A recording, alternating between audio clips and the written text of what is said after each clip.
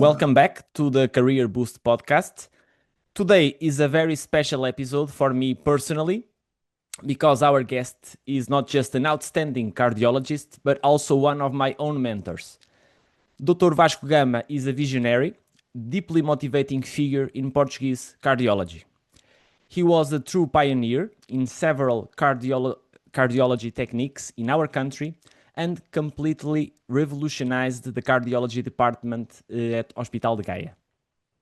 His work has inspired countless doctors, myself included, and it's a huge honor to have him here with us today. Dr. Vasco, thank you for being here with us today. Yeah, thank you for your very nice words. It's a pleasure always to meet with you. So, if you had to summarize your career in a few minutes, what would that sound like? Well, when I came, I was I got my degree in Hospital São João in Porto, and then I went to the army, to the military. I went to the war in Africa, in Angola.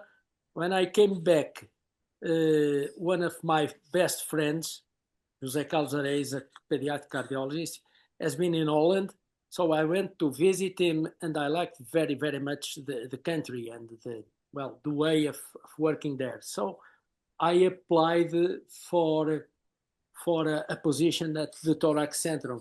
On that time, so 45 years ago, Thorax Center was a leading place in the world on cardiology, also on innovation. So I applied there and I got the position through Professor Paul Huguenot was on that time was the founder of the European Society of Cardiology and was also the director of the Department of Cardiology in Rotterdam at the Thorax Center. So I've been there for years. And then why I returned to Portugal? I have there my position. I was invited to stay at Thorax Center for good. But on that time, Dr. Jaime Neto is a cardiac surgeon, founded or did set up of the thoracic surgery department in Gaia Hospital. And they invited me to try to set up a cardiology, but that didn't exist on that time. So, and I found the challenge, nice challenge. It was also very necessary to have a second department of thoracic surgery in that north of Portugal. That's why I returned to Portugal. The professor Huguenot was very, very mad with me because he wanted to stay there. But so I returned, and from scratch, the Department of Cardiology is there working very nicely, and now with the new director, a very nice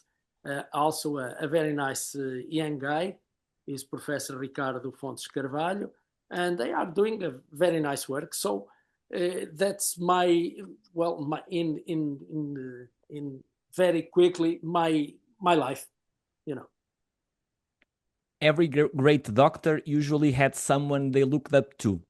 Who was your role model when you were starting out? You briefly mentioned, but who was exactly your role model and how it influenced it? My model is also Professor Huguenot and the whole department, but one of why I'm a cardiologist. When I returned, I met Professor Damião Cunha, and for me is one of most brilliant cardiology that I know, and that's why I'm a cardiologist, because of his spirit, his innovation on that time, and his skills. So I became cardiology.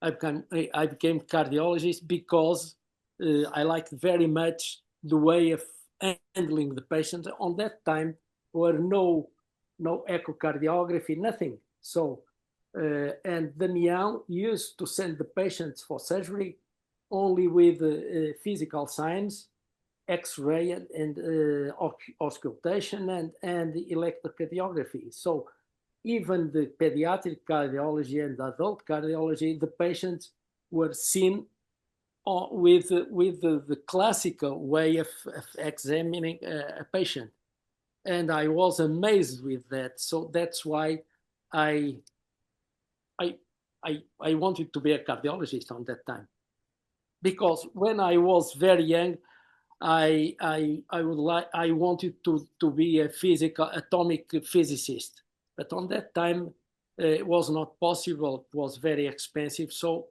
well, I didn't know how to choose what and my uncle was a physician, a general surgeon, and then well, I became a doctor. That's the reason. And no career path is smooth.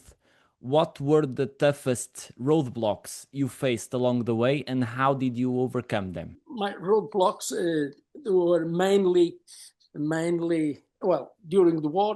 Where I was a doctor, not a cardiologist.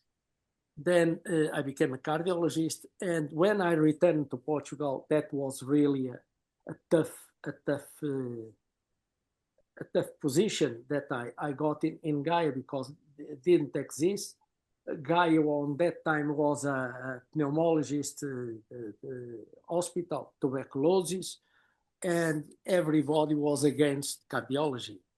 And it was very, very tough to set up the department.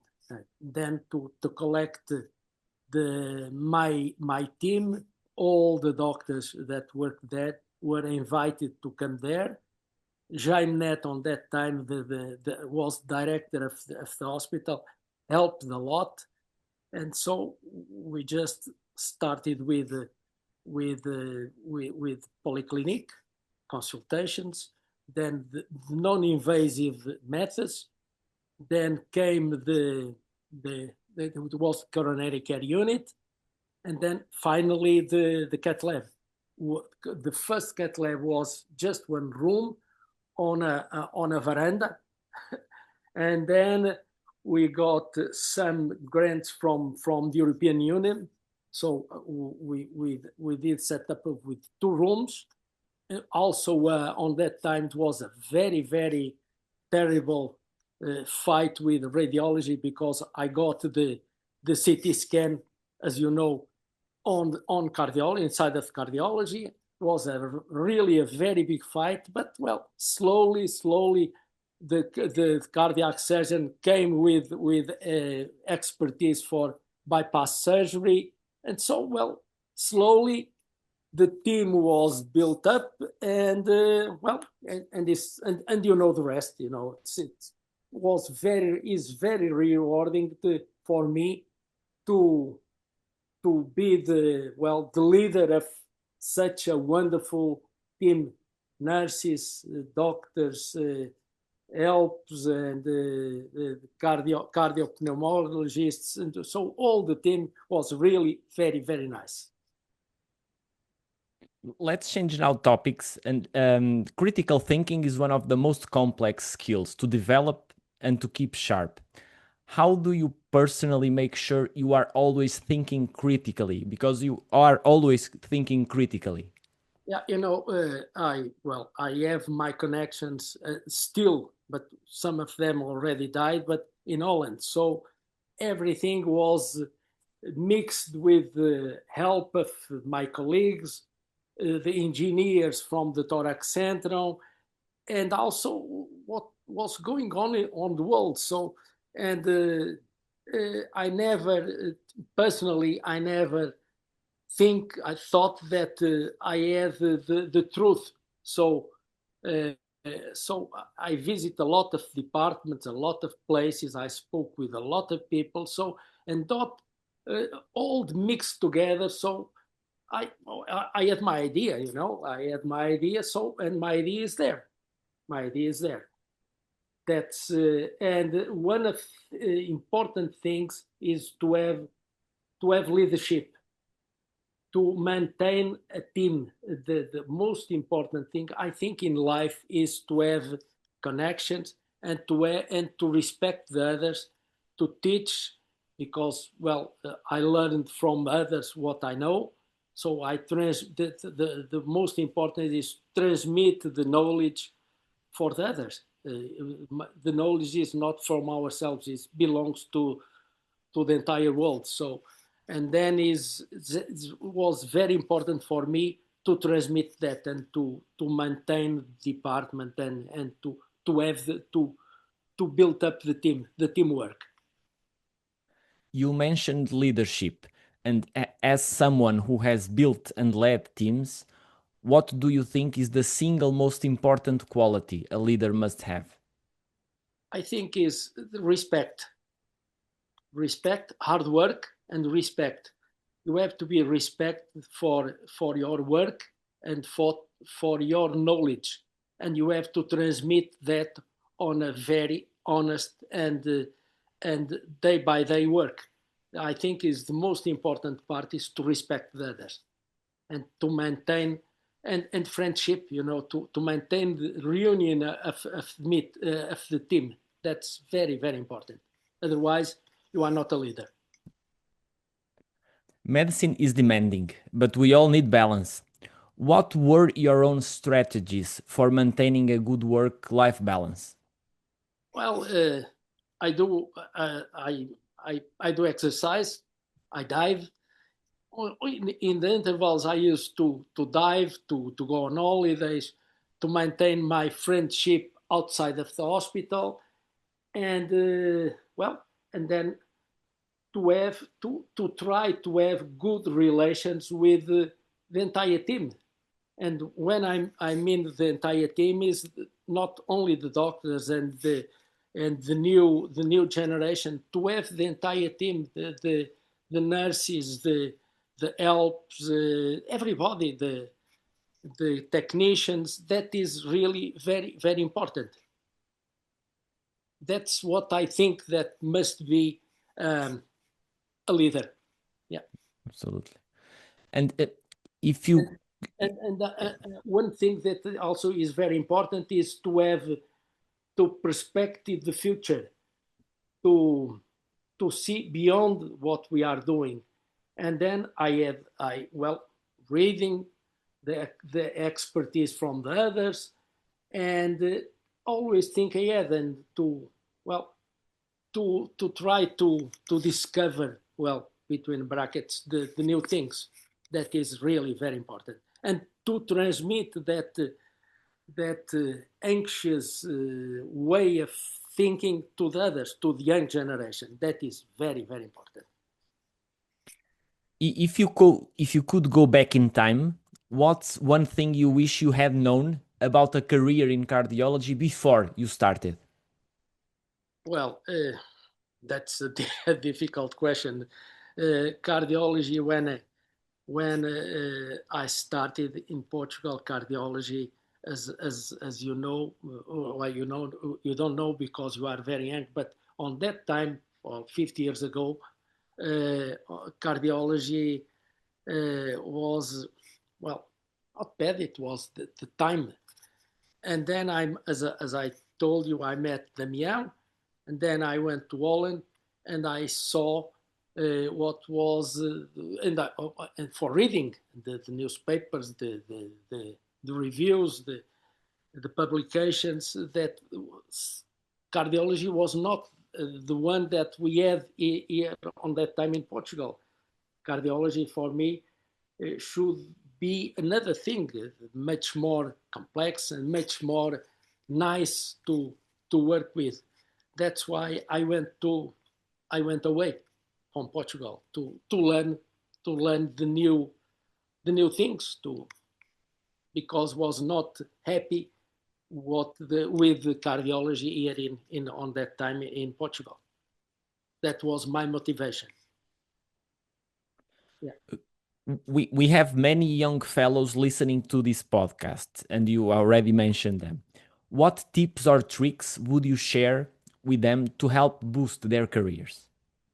Well, I think the most important part is to like to love what you do.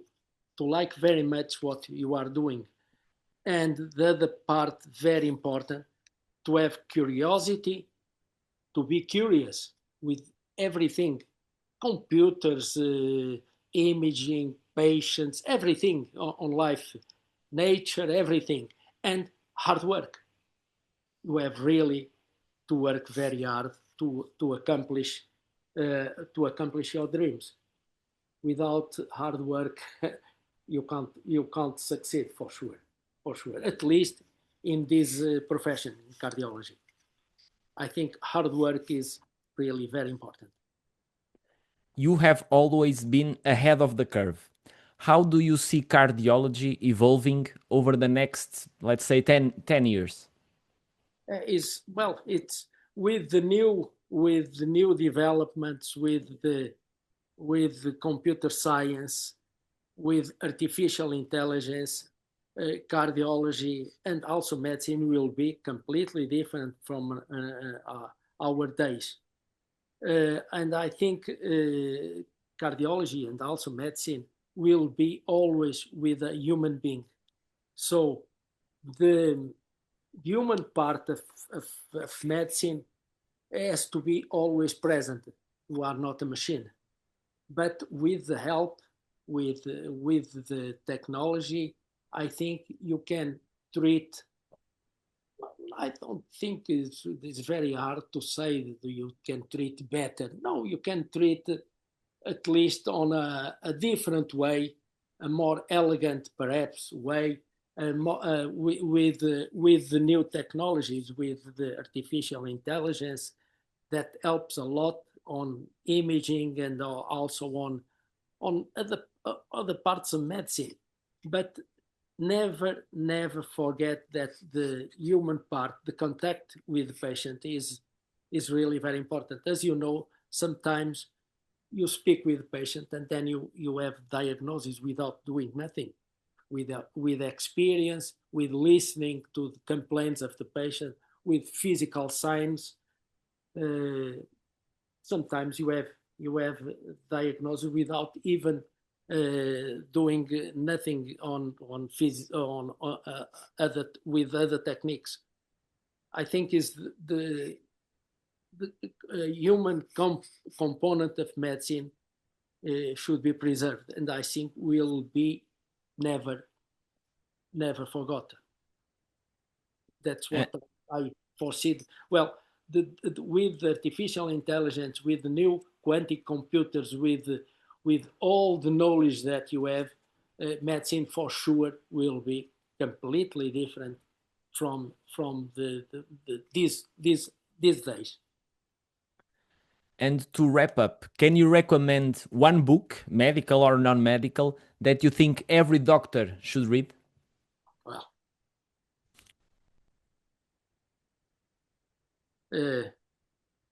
one thing that I like very much is Proust, Em Busca do Tempo Perdido. I love that book. Amazing. Amazing. Yeah.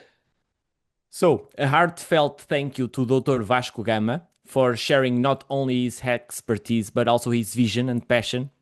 His insights remind us that medicine is as much about curiosity and as courage, and also knowledge.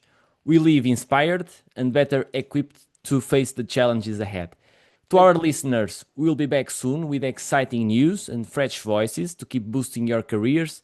Stay tuned. Thank you for listening. Thank you. Bye-bye.